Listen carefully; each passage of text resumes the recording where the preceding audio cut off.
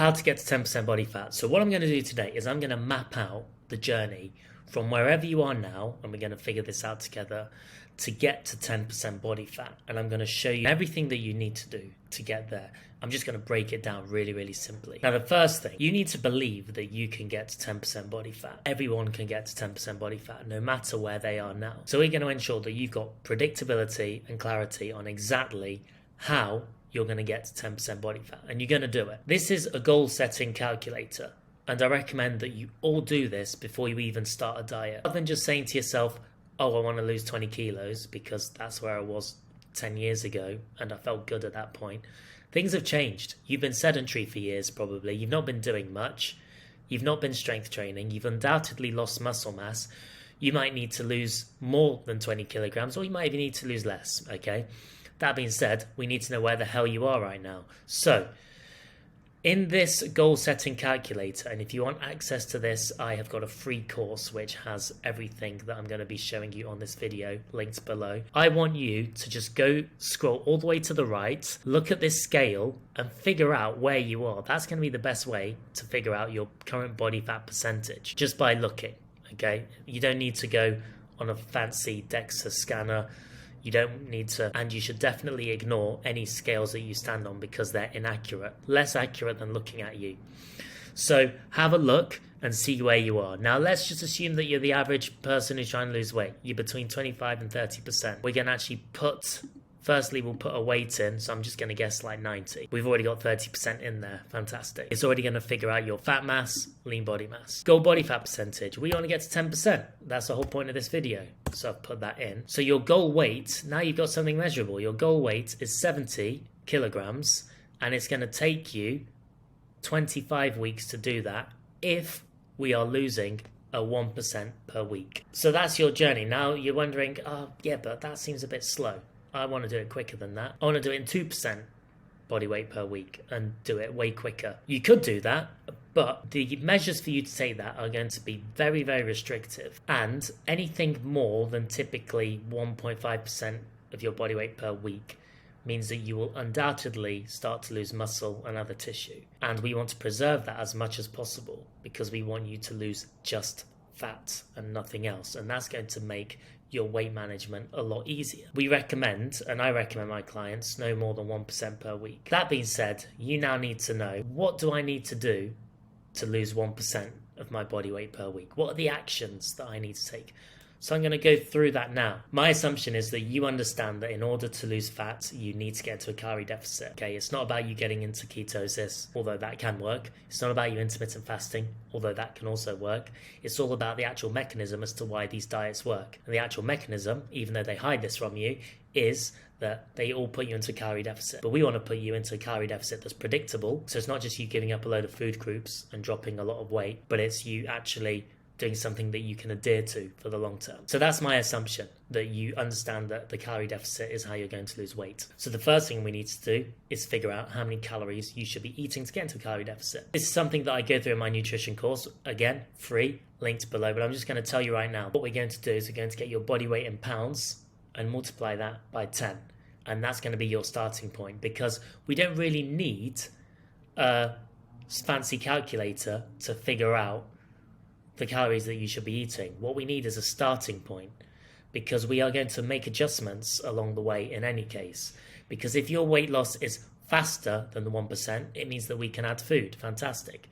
If it's slower, then we know we need to make adjustments along the way. Again, that goes beyond the scope of this video, but that is also linked below in the nutrition course, so you know exactly how to do that. So the next thing that we need to do is figure out how much protein to eat. Let's tackle the health reasons first. Protein breaks down into amino acids, and these amino acids comprise hormones, neurotransmitters, enzymes, antibodies. So basically, you need them to be feeling your best, to stop getting sick and just performing at your optimum. From a fat loss perspective, it's really important to be eating enough protein so that you are maintaining / building your muscle mass whilst in a calorie deficit. And for some of you, you might well be able to get some recomposition, whereby you're building muscle and losing fat at the same time. And finally, protein has a higher thermic effect. So this basically means that the amount of energy used in breaking down protein compared to other macronutrients is higher. So it's going to be one way in which you can increase your energy expenditure. But this is a very small component, and the most important reasons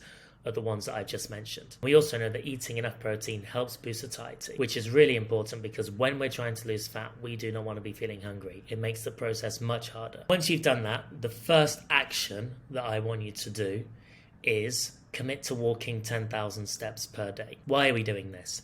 It's a great form of calorie expenditure because it's going to ensure that you are active for a much more prolonged period than you currently are, as if you're overweight, you're probably sedentary. So this is going to ensure that you're actually moving around, and the more time you spend moving around, the more calories are expended. The other thing is, as you start to lose weight and your body gets smaller, you start to burn less calories. And one of the ways in which you start to burn less calories is something called NEAT, non-exercise activity thermogenesis, is down-regulated. These are all the kind of movements that I'm doing now, gesticulating, moving around on my chair, doing chores, things that you don't really think about, blinking. Okay, all these things that you don't think about, they actually get down-regulated whilst you're in a calorie deficit. So walking 10,000 steps per day is almost a counter to that. It's not NEAT itself, but it's a measure that we take because we know that your metabolism might get down-regulated, which is going to negatively impact your energy expenditure, and we need to keep your expenditure high. So walking 10,000 steps per day is a great way to do that. The next important action I want you to take is I want you to be strength training 3 times per week to begin with, doing a full body session. The reason why we do this is from a fat loss perspective, because strength training is the most powerful stimulator of muscle mass. It's going to ensure that you do not lose muscle, but you lose just fat. So that's one of the main reasons. But from a health perspective, it's also going to help you build muscle mass, which is a key predictor of longevity. And that's going to help you move better, feel better. It's going to speed up your metabolism. There's a whole host of reasons as to why you should be strength training, regardless of whether or not you're in a calorie deficit. And for the most part, most people are under-muscled. Now, let me just make something clear at this point. I've recently seen this idea touted that you're not actually overweight, you're under-muscled. It's both. You are under-muscled and overweight. You are not one or the other. So I just want to nip that idea in the bud. Because if you start thinking, oh, well, I'm just under-muscled, all I need to do is strength train and not really change my diet, you're wrong. You need to strength train, but you also need to change your diet. You are under-muscled and you are overweight. And so we need to actually work on both of those things to make you as healthy as possible. And for the purposes of what we're talking about today, that's really going to help you to get to 10% body fat, because it's going to optimize your body composition more by having more muscle mass. So you know what your starting point is. You're committing to losing 1% of body fat per week. You know how long it's going to take you to get to 10% body fat. You've committed to walking 10,000 steps. You've committed to eating the amount of calories that you need to. You've committed to strength training. What next? You need to track everything. This is the hardest part of the diet, and this is where most people would fail, because it's not like your normal diet, like intermittent fasting. Oh, just eat in this window. Keto, just eat mostly fats and a bit of protein and barely any carbs. Vegan, don't eat any meat. We're not following simple rules. And because we're not following simple rules, that's what guarantees making this process more predictable. But it also means that we need to be a bit more data driven. And so I'm just going to show you the tracker that's available in the course that you should definitely use. Here it is. It's got your starting weight and it'll have your starting date. And then what you need to do, guys, is you need to weigh yourself daily and collect an average at the end of every week. You need to put all of your macros in. You need to put all of your steps in.